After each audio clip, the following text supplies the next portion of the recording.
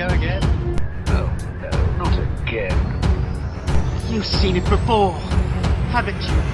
Dom, how long have we been doing this? Once more unto the bridge, dear friends. Again and again and again until we're both dead.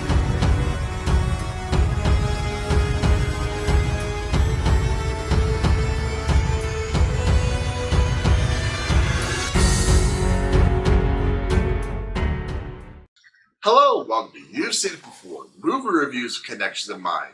Furiosa, Mad Max Saga is the prequel to 2015's Mad Max Fury Road. It is once again directed by George Miller, and this time stars Anya Taylor-Joy as a young Furiosa, and this film focuses on how she became Imperator, and shows the story of how, as a young girl, she was kidnapped from the Green Place by a rival gang leader known as Dementus, played by Chris Hemsworth. Now, this video review will contain spoilers of Furiosa, as well as certain other things. I'll be doing my spoiler-free thoughts first and foremost, though, so just so you know, there will be some spoilers later on in this review. But first and foremost, let's get into some spoiler-free talk on Furiosa, Mad Max Saga. Is it a good theater experience? Is it a good movie overall? Is it worth your time? Where does it rank on the Mad Max the franchise scale? I would say this is definitely a very entertaining film. I don't hate any of the Mad Max movies, although I will personally, I will say the first Mad Max, if you're used to high octane action, is a little slow for my taste. But I would say this definitely does not disappoint as a Mad Max movie. Where I think it does, in my opinion, let me down a little bit is if you as an audience member have not seen Mad Max Fury Road at all, or it's been several years since you've seen Fury Road. It's been a couple of years since I'd seen Fury Road. I watched it prior to seeing this movie. Then I think you're going to get a lot more out of this movie than I think if you've just seen Fury Road right up front, then compared to that movie is a bit of a letdown. Now, I try not to compare movies like this to other movies too much, just because I feel like that's a little unfair to the movie to the movie that I'm reviewing that should stand on its own merits. But I think the problem with this movie is it does so much, and this is a problem a lot of prequels do, is it's focused too much on setting up what you loved in the first movie, the movie that we know everything's going to be setting up to. And I think when this movie is not doing that, then it's great. I mean, there's I will say the best action scene in this entire movie comes right around the halfway point, in my opinion, with Furiosa driving the war rig. Not the same war rig as in Fury Road, but a different war rig. And, it's an extended action scene. There's even aerial components to this as well. And there's just that's the kind of Mad Max movie I think a lot of people are going to see, and I'm glad that it showed in this movie. Also, I will say, even though there is still a ton of CGI in this movie, there are still a whole bunch of practical effects in this, and that is still very much appreciated. Although, again, I hate to do this, but compared to Fury Road, it feels like this movie was rushed a little bit, and they had to rely on CGI filling in the gaps a lot more than Fury Road did. Or at the very least, maybe it was just the way my theater was something wrong with the projector, but something about these shots didn't look quite right, and and the practical effects were fewer and far between. At least on my screen, maybe to my eye. That's how it looked. Maybe to others, it didn't look quite that way. But for me, something looked off with the vehicles, especially compared to what we saw in Fury Road. And maybe that's just because, Fury Road, we had, that movie had like close to a decade or more to, get the script right and then make everything happen. And this one, yes, it had the pandemic shut things down for a bit, but it had considerably less time in production-wise to get from the previous movie to this one. So maybe that played a part? I don't know. But forget all that. Let's talk about the story. And the story is, Furiosa getting, leaving the green place where she grew up and getting thrown into the wasteland. And, as far as that story goes, I think there's some compelling stories stuff going on here. I think, if I remember right, there was an article saying that the character of Furiosa, from her younger self to when she grows up, only has, I believe, like 32 lines of dialogue in the entire movie, or maybe something less than that. And I appreciate that. I think you get a lot out of this character when it's just the intensity of of her expressions, and when she's just reacting to the world around her, and that's great. The downside of that is when you have to focus on other characters that do have to do a lot of the heavy lifting, dialogue-wise, and that's where I think Chris Hemsworth as Dementus, this other gang leader leading a vast, biker gang going across the wasteland. To me, that is a little bit his character. His character is fine. It's just for whatever reason, I'm not buying it. His performance, like he's supposed to, be this insane, quirky madman that's going on, similar to other Mad Max villains we've seen in the past, like Toe Cutter or War Humongous. I forget who that was the character from Road Warrior, or Tina Turner's character in Beyond Thunderdome.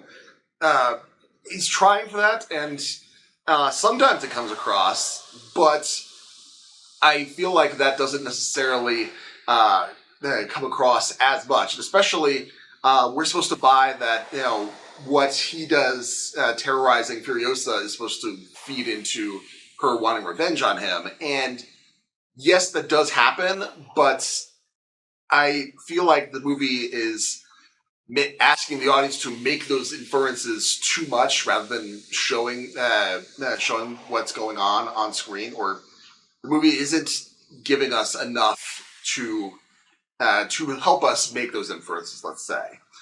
And for me, that does the movie a bit of a disservice. And I feel like I'm ragging on this movie so much, but there really is a lot to enjoy about this. Like I said, the action scenes are spectacular, and there is some great character moments in this. And also, I forget the guy's name, but the actor who they get to replace the original actor who played Immortan Joe, who passed away in 2020, I believe. He does a great job playing it's a younger, slightly younger Immortan Joe in this, and I think he does a great job on that front. But like I said, this movie has a bad habit of focusing on the wrong things, I think.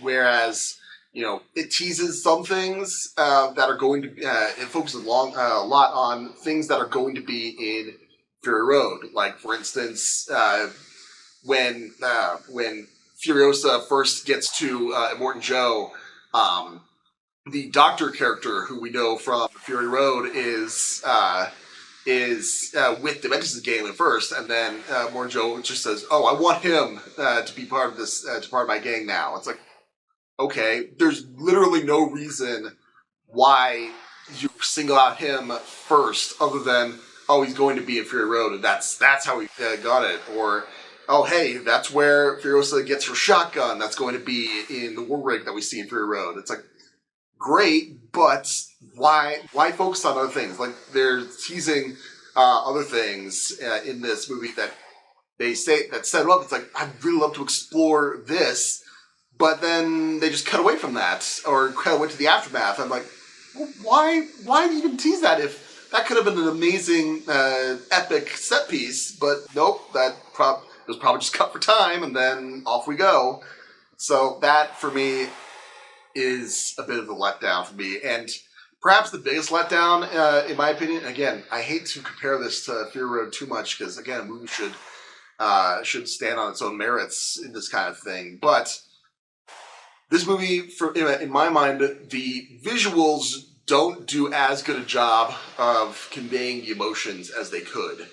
And for my mind, if you take the two, if you were to pick one iconic image from this movie and Fury Road, I would say with Fury Road, an iconic image would be Furiosa, kneeling in the dunes, screaming screaming her anguish with the dunes blasting over. That is a powerful image in that, and that conveys all the emotions associated with. With here, I'd say probably the most impactful image that people are going to get out of this movie was in the trailer with Dementus emerging from a red cloud with his goggles, doing the trying to do his best Joker grin kind of thing. And I know that's supposed to convey, he's lost it in the wasteland, but it really doesn't come back into play in the rest of the movie. And I'm kind of scratching my head as to why even focus on that. And that isn't nearly as you see what I mean? That doesn't necessarily translate, at least in my mind, to visual equals emotion. You're not feeling anything from that. I think it was intended to be unsettling, but for me, it's just cool on one hand, but on the other hand, it's like, okay, we already knew that Chris Hemsworth could play a cool character. What else is there? So really, if that makes sense to you, that all these things that I've said, they don't on their own, they don't necessarily diminish the movie on its own.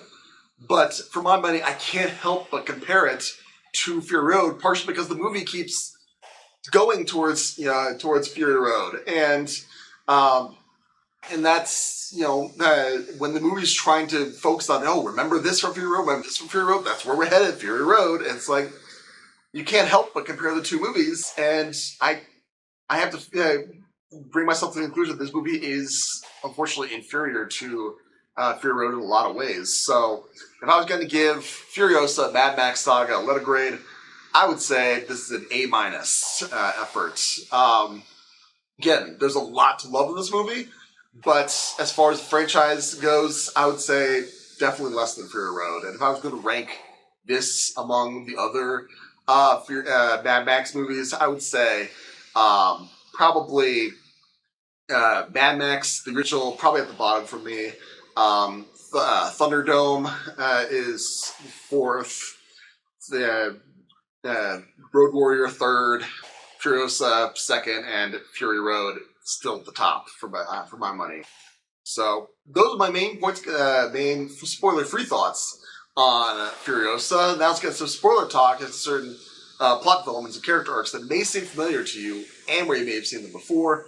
So, like I said, this movie does a lot of what other prequel movies tend to do, which is focus on what is going to be coming, and what's the significance of this object, and that's what this character's going to be going forward, and that's that's how Furiosa got her metal arm. And it's like, I couldn't help but think of Solo, a Star Wars story, where there's a lot of shots that was like, that's where Han got his blaster, and that's where Han got the Millennium Falcon, and it's like, yeah, okay, cool, but are these really what we want to focus on? Are we supposed to be focusing on the story of our main character?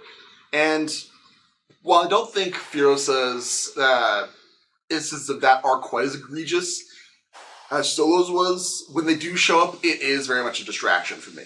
And also, keeping with the Star Wars, trope here, this movie, I didn't expect that it would, immediately, the ending would be immediately right where, Fury Road is starting. They put in that little shot of, they see, Max on the ridge watching stuff go down. It's like, okay, that's a cool little nod to it. That's perfectly fine. We can see what Max was doing briefly during this whole period. But then it feels like it was trying to do what Rogue One did with, it enhances, it's great.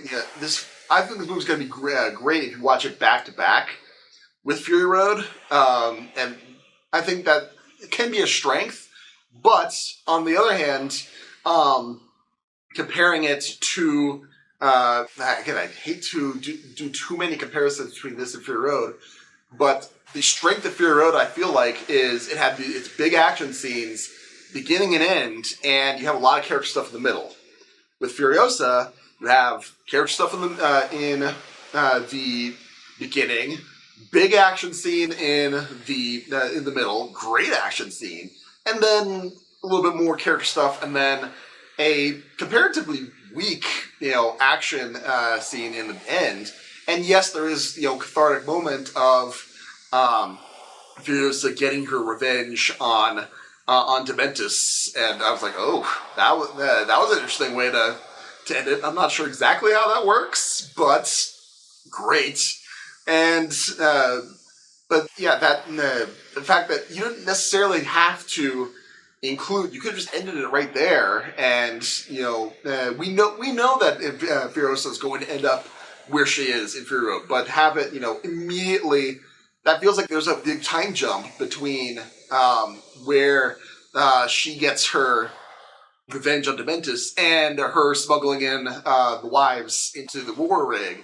It's like, what happened? Why do we have to and of course the end credits are just clips from Fury Road. That just makes you think, I want to watch Fury Road now, and I did beforehand.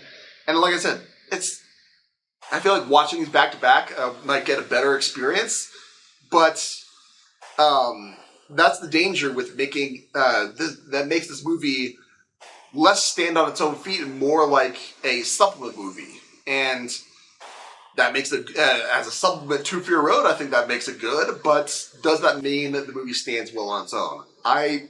Your results have been different for me. I think that kind of hampered it a little bit. But, yeah, that's, those are my main thoughts. I wish I could have been so pumped coming out of this year, but I was a little bit subdued, I think. But what did you think of Furiosa? Did you like it? Did you not like it? What about my analysis? Do you agree, disagree? Did I miss anything? Let me know in the comments down below. Thank you so much for watching. I appreciate whatever audience I can get. Be sure to look for my next movie review, which, if the schedule holds, I believe will be for Inside Out 2, which comes out June 14th, I believe. As well as I'm going to be releasing my Season 5 review, the series finale of Star Trek Discovery on my channel soon. The finale airs this coming Thursday. And if you like this video or any other video on my channel, please give me a like, share, and especially subscribe. I would very much appreciate it. Again, thank you so much for watching. Just remember, there is nothing new under the sun. And yes, you have seen it before.